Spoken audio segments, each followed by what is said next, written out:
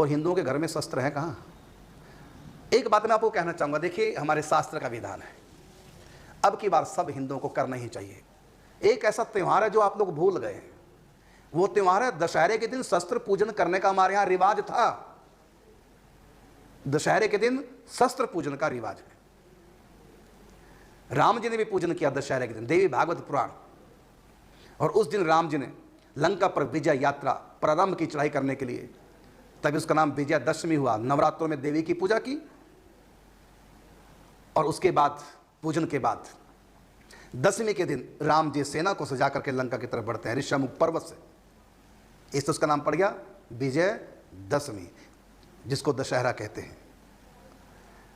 तो कल्प भेद से भगवान ने दशहरे के दिन रावण मारा, और कल्प भेद से दशहरे के दिन मारा नहीं बल्कि यात्रा प्रारंभ की ऋषमुख पर्वत से। नवरात्रि में राम व्रत करते हैं, दुर्गा भागवत पुराण, देवी भागवत पुराण पढ़िए, पूजन करते हैं, उसके बाद वहाँ से निकलते हैं। सब ने अस्त्र शस्त्र पूजन के बाद संभाले चल दी।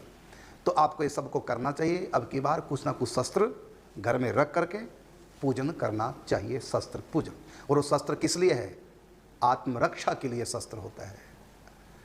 राम के हाथों में शस्त्र है रक्षा के लिए। राम जी ने धनुष बाण जहाँ जहाँ उठाया तो रक्षा के लिए उठाया है। ताड़का को मारा, किस लिए मारा? आत्मरक्षा के लिए। क्रोध कर धाई, राम जी का क्या क्या दोस्त था राम लक्ष्मण का? आई खाने के लिए, क्रोध करने के लिए। तो राम जी ने शस्त्र कैसे उठाया?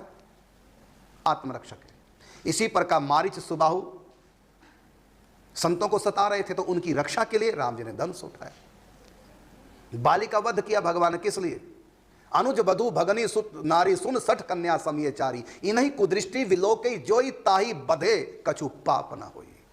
तुमने अपने छोटे भाई की पत्नी पर कुदृष्टि डाली, इसलिए तुम वध के लायक हो। तो यहां भगवान ने नारी को बचाने के लिए शस्त्र उठाया, छल बल कैसे भी करके उनको मारा। रावण ने सीता का हरण किया, इसलिए भगवान ने रावण के ऊपर प्रहार किया। और सीता जी को खाने चली थी शूर्पणखा, इसलिए नाक कान कटी है। खाने चली थी, ये मेरी सोच है, इसको खा जाती हूं तो राम का प्रेम मिलेगा। तो वहां भी भगवान ने सीता जी की सुरक्षा के लिए शस्त्र उठाया, लक्ष्मण से उठाया। और उस समय खरदूषण आते हैं सेना को सजा करके, कहां है सीता सुंदरी? तब भगवान ने सीता को सुरक्षित करने के लिए शस्त्र उठाया, उनका वध किया। रावण सीता का हरण करके ले गया। ऐसी मारीच आया था, मारीच को क्यों मारा भगवान ने? मारीच भी सीता हरण करने में साथ दे रहा था। नारी का अस्तित्व नष्ट करने के लिए मारीच ने साथ दिया, उस नारी का अस्तित्व रक्षा करने के लिए भगवान ने शस्त्र उठाया। रावण हरण करके ले गया तो रावण को मारने के लिए चढ़ाई नहीं की राम जी ने, बल्कि सीता जी को लाने के लिए चढ़ाई की है। यदि रावण ऐसे सीता को दे दे तो शस्त्र नहीं उठाएंगे, इसलिए अंगद को भेजा शांति दूत बनाकर संधि के लिए कि सीता हमको वापस दे दो, हम यहीं से लौट जाएंगे, हम युद्ध नहीं चाहते।